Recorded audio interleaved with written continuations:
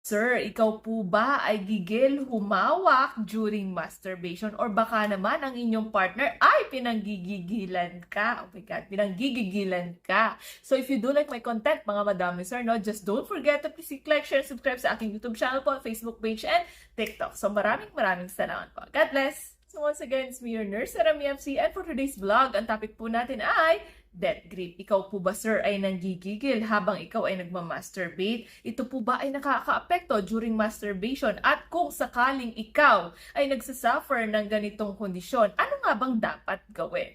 So ano nga ba itong death grip? Ito po sir ay ang paghawak ninyo sa inyong ari during masturbation na may panggigigil, firm and aggressive. Share ko lang to. Sir, ikaw po ba kapag nakikipagtalik ay parang hindi sapat ang inyong ginagawa? Pero once ikaw ay nagsiself-masturbate, mas gusto mo ito at mas nag-e-enjoy ka. Tama nga ba? Ngayon, ang malaking katanungan, bakit hindi po ako nag-e-enjoy sa partner ko samantalang hindi naman ako nagloloko? Mahal ko siya, pero sa tuwing kami ay nagtatalik, hindi sapat ang kanyang ginagawa. Meron po kasi tayong tinatawag na habituation. Ito po yung paulit-ulit nyong ginagawa. Ngayon, kapag po ikaw ay nagsiself-masturbate, ang ginagamit niyo po ay inyong mahiwagang kamay.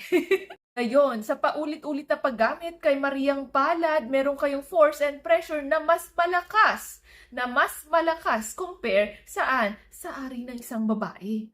Ngayon, magtatanong ka pa kung bakit mas nag-e-enjoy ka during self-masturbation. Natural, mas mataas po ang binibigay niyong pressure and firmness kapag ikaw ay gumagamit ng Mariang Palad. Ngayon, kapag ito ay paulit-ulit na nangyayari, may hinahanap ka na firmness and aggressiveness na ginagawa mo during self-masturbation na hindi na ibibigay ng vaginal intercourse. Na tinatawag po itong idiosyncratic masturbation. Ano po ba malalaman kapag ikaw ay nakakaranas na tinatawag na death grip? Meron po tayong abnormal behaviors. Number 1, ikaw po ba sir ay nanggigigil at mas gusto mo parang pinipiga ang inyong ari? Number 2, ikaw po ba sir ay kinukuskus mo yan sa kahit anong malalambot na bagay tulad ng damit, pillow, or sabihin na lang natin mga laruan? And lastly, ikaw po ba sir ay nagsiself-masturbate ng nakadapa?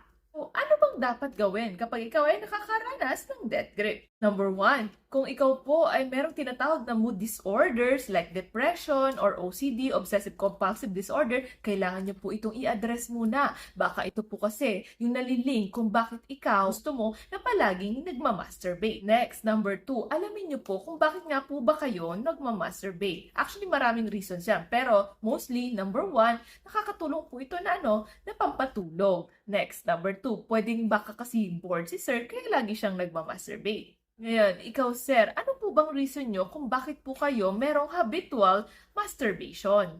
Pero sir, napakarami pong alternative methods na pwede nyo pong gawin instead of doing self-masturbation. Kung inaatake po kayo ng boredom strikes, pwede po kayong lumabas at mag-gym. Pwede rin po kayong mag-hangout with your friends. Ikaw naman sir ay nagpapaantok, pwede naman po kayong mag-meditate or sabihin natin yung ginagawa nyo before po kayo natutulog na pampantok. Pwede nyo po itong gawin. Next, number 3, ang pinaka-importante sa lahat, stop masturbation. Opo, hanggang kailan? Hanggang kaya mo, sir. Ayun, kailan nga ba magre-resume? Depende po yan sa inyo, sir, kung hanggang kailan nyo kaya itong iwasan. Ngayon, pagka-resume ninyo at gusto nyo na po talagang mag-masturbate, ano po bang mga dapat gawin? Number 1, do it with very gentle touching po, mga madami sir. Like for example, kung sisimulan ninyo, hindi mo nagagamit na katulad nung ginagawa nyo pa po before na very aggressive. Okay? So ano po bang mga pwedeng gawin? Pwede po kayong gumamit na tinatawag na feather